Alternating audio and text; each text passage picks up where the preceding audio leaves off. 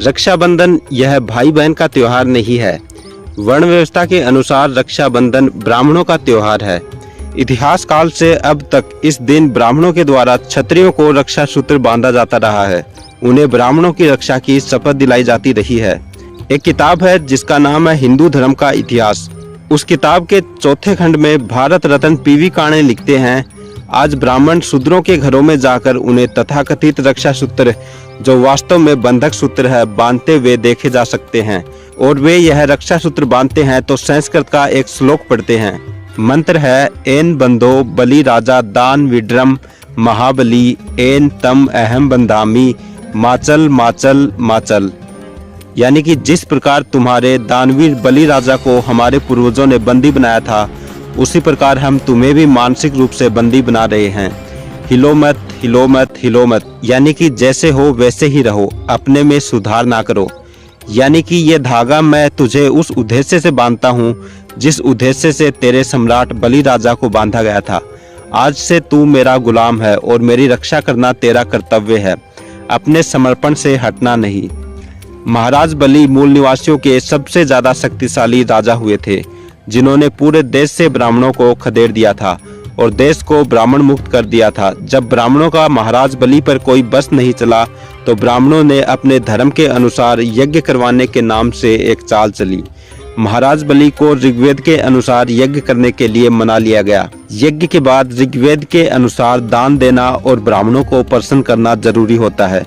ब्राह्मण तभी प्रसन्न होता है जब उसको उसकी इच्छा अनुसार दान मिले।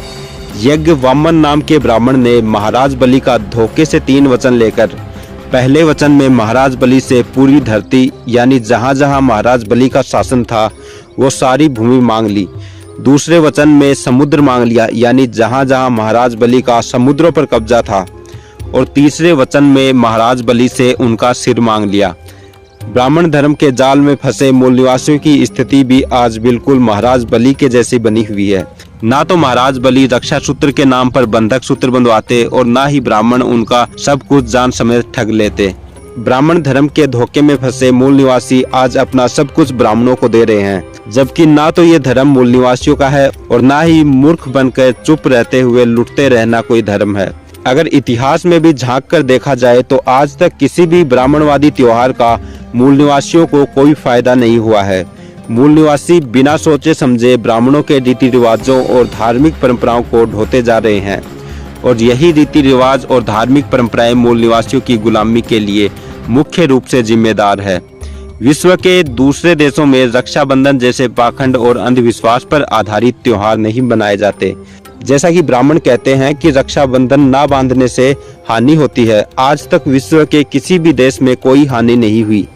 असल में हानि सिर्फ भारत में ही होती है। ब्राह्मण एक भी परंपरा को तोड़ना नहीं चाहता। अगर एक भी परंपरा टूट गई तो ब्राह्मणों का पाखंड, अंधविश्वास और लोगों को लूटने का अवसर कम हो जाएगा। सच बात तो ये है कि रक्षाबंधन का भाई बहन के प्रेम से कोई लेना देना नहीं है।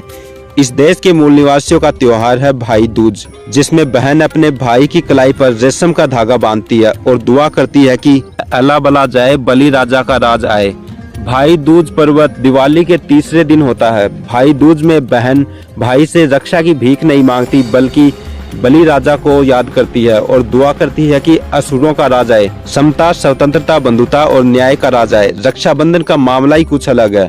रक्षाबंधन इस शब्द का अर्थ है रक्षा का बंधन, यानी कि गुलामी का बंधन। सिख धर्म के संस्थापक गुरु नानक देव जी ने अपनी बहन बीबी नानकी से राखी बंधवाने से इनकार किया, क्योंकि गुरु नानक जी ने साफ साफ कहा कि औरत को मर्द पर सुरक्षा के लिए निर्भर नहीं रहना चाहिए। तो ये रहा सिख धर्म के अनुसार रक्षाबंधन का अनुवाद। आज के समय में बौद्ध भिक्षुओं ने भी रक्षा सूत्र बांधना शुरू कर दिया है।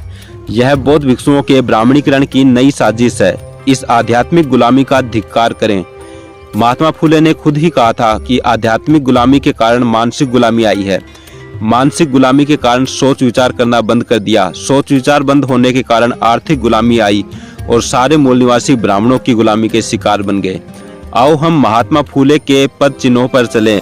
बंधक सूत्र बांधने के लिए ब्राह्मण दान भी लेते हैं और दान से जो धनराशि मिलती है वो धनराशि हमारे ही पतन के लिए आरएसएस को देते हैं। जो कि हमारे पतन के लिए रणनीति बनाते हैं। रक्षाबंधन भाई बहन का त्योहार नहीं है। यदि ऐसा होता तो मुस्लिम और ईसाई बहनें भी अपने भाइयों को राखी बांधती होती। यह कोरा मूल निवासियों का विरोधी काम है। 2012 में किए गए एक अध्ययन के मुताबिक हर साल कम से कम 1200 करोड़ रुपए का दान भारत में दिया जाता है, जिसमें सबसे बड़ा हिस्सा ब्राह्मणों को और उनके मंदिरों में जाता है। ब्राह्मण इस पैसे से मूल निवासियों को गुलाम बनाए रखने के कार्यक्रम करता रहता है। विश्व हिंदू परिषद, RSS, बजरंग दल आदि ब्राह्मणों के बनाए कुछ ऐसे संगठन है जो मूल निवासियों के दिए दान पर पलते हैं और मूल निवासियों के खिलाफ काम करते हैं। बाबा साहब के सपनों का समाज और देश बनाने के लिए मूल निवासियों को अंधविश्वासी रक्षाबंधन का त्योहार नहीं मनाना चाहिए।